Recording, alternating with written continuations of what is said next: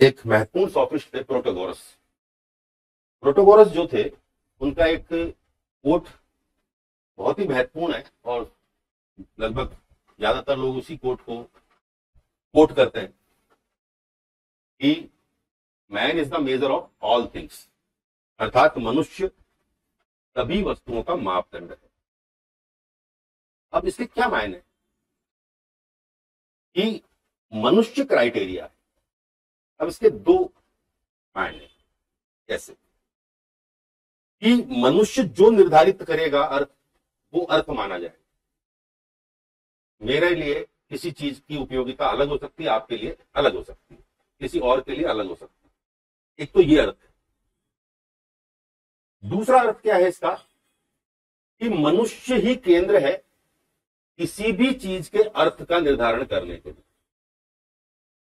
हम स्वतंत्र रूप से किसी वस्तु को अर्थ प्रदान नहीं कर सकते। हम जब भी कोई चिंतन कर रहे हैं, विचार कर रहे हैं, तो मनुष्य को केंद्र बिंदु बनाकर विचार करें या मनुष्य उसके केंद्र में रहे कि ये कोई भी चीज है, कोई भी विचार है, उदाहरण है, वो मनुष्य के सापेक्ष होकर ही हम विचार दें, उसको स्थापित करें।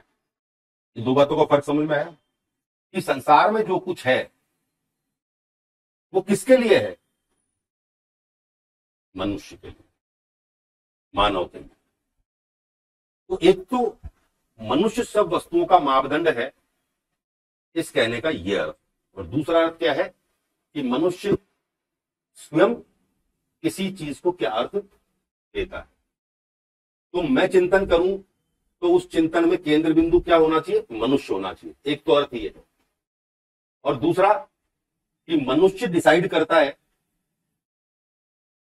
अपने आप में कोई भी चीज उपयोगी या अर्थपूर्ण नहीं है, वो मनुष्य डिसाइड करता है कि वो उपयोगी है या नहीं है, उचित है या नहीं है, शुभ है या नहीं। इसका केंद्र कौन है? मनुष्य है, निर्धारण करता। वो निर्धारित करेगा। अपने आप में निरपेक्ष रूप से कुछ भी निर्धारित नहीं है।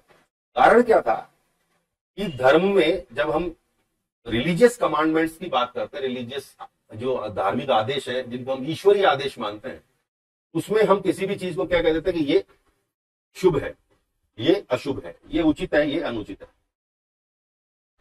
जब इन्होंने देखा कि अलग अलग नगर राज्यों में धर्म का स्वरूप भी क्या है, अलग अलग है, एक रूपता है ही नहीं, तो फिर कोई चीज निरपेक्ष रूप से या वस्तुनिष्ठ रूप से सबके लिए समान रूप से सत्य या असत्य नहीं हो सकता।